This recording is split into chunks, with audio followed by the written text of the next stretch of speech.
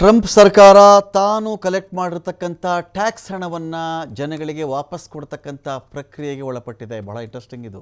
ಮನಸೋ ಇಚ್ಛೆ ಟ್ಯಾಕ್ಸ್ ಹಾಕೋದು, ಜನಗಳಿಗೆ ಟ್ಯಾಕ್ಸ್ ಹಾಕೋದು, ಬೇರೆ ಬೇರೆ ದೇಶಗಳಿಗೆ ಟ್ಯಾರಿಫ್ ಅಂತ ಹಾಕೋದು, ವಸೂಲಿ ಮಾಡೋದು, ಬಾಯಿಗೆ ಬಂದಿದ್ದೆ 200%, 150%, 300% ಹೇಳಿದ್ದು ಟ್ರಂಪ್. ಇದರ ಮಧ್ಯೆ ಒಂದು ಒಳ್ಳೆಯ ಬೆಳವಣಿಗೆ ಟ್ರಂಪ್ಗೆ ಚುರುಕು ಮುಟ್ಟಿಸಿರ್ತಕ್ಕಂಥ ಕೆಲಸವನ್ನು ಅಮೆರಿಕದ ಸುಪ್ರೀಂ ಕೋರ್ಟಲ್ಲಿ ಮಾಡಿದೆ. ಸುಪ್ರೀಂ ಕೋರ್ಟ್ ಘೋಷಣೆ ಮಾಡಿತು, ಯಾವ ಜನಗಳಿಂದ ತೆರಿಗೆಯನ್ನು ತೆಗೆದುಕೊಂಡಿದೆಯೋ ಆ ಜನಗಳಿಗೆ ತೆರಿಗೆಯನ್ನು ವಾಪಸ್ ಮಾಡು. ನೀನು ವಿಧಿಸಿರ್ತಕ್ಕಂಥ ಸುಂಕ ಇದೆಯಲ್ಲ, ಇದೇ ಅಕ್ರಮ ಅಂತ ಅಮೆರಿಕದ ಸುಪ್ರೀಂ ಕೋರ್ಟ್ ಹೇಳಿಬಿಟ್ಟಿತ್ತು. ಈ ಥರ ಟ್ಯಾಕ್ಸನ್ನು ವಸೂಲಿ ಮಾಡೋಕ್ಕೆ ಬರಲ್ಲ, ನೀನು ಎಲ್ಲ ವಾಪಸ್ ಕೊಟ್ಬಿಡು ಅಂತ ಹೇಳ್ತು. ಇದೇ ಟ್ರಂಪು ಈ ಥರ ಮನಸೋ ಇಚ್ಛೆ ಅಮೆರಿಕದ ಹಿತಾಸಕ್ತಿಗಳಿಗೆ ವಿರುದ್ಧವಾಗಿ ಅನೇಕ ದೇಶಗಳಿಗೆ ತೆರಿಗೆ ಹಾಕ್ತಾ ಇದ್ದಾಗಲೂ ಕೂಡ ಅಲ್ಲಿನ ರಾಜಕಾರಣಿಗಳು ದೊಡ್ಡ ಮಟ್ಟದಲ್ಲಿ ಹೇಳ್ತಾ ಇದ್ದರು, ಟ್ರಂಪ್ಗೆ ಇಷ್ಟೆಲ್ಲ ಮಾಡೋಕ್ಕೆ ಬರಲ್ಲ. ಅಮೆರಿಕದ ಇಂಟ್ರೆಸ್ಟ್ಗೆ ಆಸಕ್ತಿಗಳಿಗೆ ವಿರುದ್ಧವಾಗಿ ತನ್ನ ಮನಸ್ಸಿಗೆ ಬಂದಂತೆ ಟ್ರಂಪ್ ಏಕಪಕ್ಷೀಯವಾಗಿ ಏಕೈಕ ವ್ಯಕ್ತಿಯಾಗಿ ಡಿಸಿಷನ್ ಮಾಡೋಕ್ಕೆ ಬರಲ್ಲ ಅಂತ ಮತ್ತೆ ಮತ್ತೆ ಹೇಳಿದ ಹೊರತಾಗಿಯೂ ಕೂಡ ಟ್ರಂಪ್ ಯಾವುದಕ್ಕೂ ಕೇರ್ ಮಾಡ್ತಾ ಇರಲಿಲ್ಲ. ಜನಗಳ ಪ್ರೆಸ್ ಮೀಟನ್ನು ಕರೆಯೋದು, ದೊಡ್ಡ ದೊಡ್ಡ ಜನಗಳ ಮುಂದೆ ದೊಡ್ಡ ದೊಡ್ಡ ಫೈಲ್ ತೆಗೆಯೋದು, ಅದರಲ್ಲಿ ಅರ್ಧರ್ಧ ಪುಟ ಸೈನ್ ಮಾಡೋಕ್ಕೆ ಬಳಸ್ಕೊಳ್ಳೋದು, ನೋಡಿ ಇಂಥದ್ದು ಮಾಡ್ತಾಯಿದ್ದೀನಿ ಅಂಥದ್ದು ಮಾಡ್ತಾಯಿದ್ದೀನಿ, ನಾನು ದೊಡ್ಡ ಟ್ರಾನ್ಸ್ಪರೆಂಟ್ ಅಂತ ಹೇಳಿ ಇದು ಅಮೆರಿಕದ ಉದ್ಧಾರಕ್ಕೆ ಮಾಡ್ತಾಯಿದ್ದೀನಿ ಅಂತ ಹೇಳಿ ಬಿಂಬಿಸಿಕೊಂಡಿದ್ದು ಆಯಿತು. ಈಗೇನಾಗಿದೆ, ಸುಪ್ರೀಂ ಕೋರ್ಟ್ ಹೇಳಿದೆ, ಜನಗಳಿಂದ ವಸೂಲಿ ಮಾಡಿರ್ತಕ್ಕಂಥ ಈ ತೆರಿಗೆ ಇದೆಯಲ್ಲ, ಮೊದಲು ಮರುಪಾವತಿ ಮಾಡು.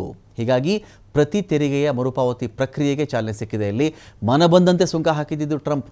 ವಿದೇಶದಿಂದ ಆಮದಾಗ್ತಕ್ಕಂಥ ವಸ್ತುಗಳ ಮೇಲೆ ತೆರಿಗೆ ಹಾಕಿದ್ದದ್ದು ಭಾರತದಿಂದಾನೇ, ಬರೀ ಭಾರತ ಒಂದರಿಂದಾನೇ 1.12 ಲಕ್ಷ ಕೋಟಿ ಸಂಗ್ರಹ ಆಗಿತ್ತು. ವಿದೇಶಿ ವಸ್ತುಗಳ ಮೇಲೆ ಪ್ರತಿ ತೆರಿಗೆ ವಿಧಿಸಿದ್ದು ಟ್ರಂಪ್.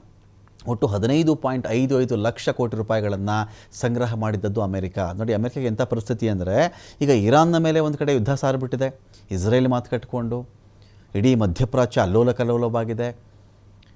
ಕ್ಷಿಪಣಿಗಳ ಸಂಗ್ರಹ ಕೂಡ ಖಾಲಿಯಾಗಿರಬಹುದು ಅಮೆರಿಕದ ಬಳಿಯಲ್ಲಿ. ಅದಕ್ಕೆ ಕದನ ವಿರಾಮ ವಿಸ್ತರಣೆ ಅಂತ ಹೇಳ್ತಾ ಇರಬಹುದು. ಕ್ಷಿಪಣಿಗಳು ಬೇಕಾಗಿದೆ, ಒಂದೇ ಒಂದು ರಾತ್ರಿ ಕ್ಷಿಪಣಿಗಳು ಉತ್ಪತ್ತಿ ಮಾಡೋಕ್ಕೆ ಸಾಧ್ಯ ಇಲ್ಲ. ಹಣ ಬೇಕು.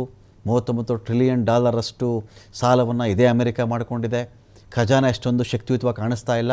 ಇದರ ಮಧ್ಯೆ 15.55 ಲಕ್ಷ ಕೋಟಿ ರೂಪಾಯಿಗಳನ್ನು ಸಂಗ್ರಹ ಮಾಡಿತ್ತಲ್ಲ ಅಮೆರಿಕ, ಅದನ್ನೀಗ ವಾಪಸ್ ಕೊಡಬೇಕು. ಭಾರತದಿಂದ ಆಮದಾಗಿದ್ದ ವಸ್ತುಗಳ ಮೇಲೇ 1.12 ಲಕ್ಷ ಕೋಟಿ, 1,12,000 ಕೋಟಿ ರೂಪಾಯಿಗಳಷ್ಟು ತೆರಿಗೆಯನ್ನು ಹಾಕಿದ್ದು. ಇದೀಗ ಅದನ್ನು ಆಮದುದಾರರಿಗೆ ಮರುಪಾವತಿ ಮಾಡಬೇಕಾಗತ್ತೆ. ಟ್ರಂಪ್ ತೆರಿಗೆಯ ರೀಫಂಡ್ ಮೇಲೆ ಭಾರತೀಯ ರಫ್ತುದಾರರಿಗೆ ನೇರವಾಗಿ ಹಾಕಿರಲ್ಲ.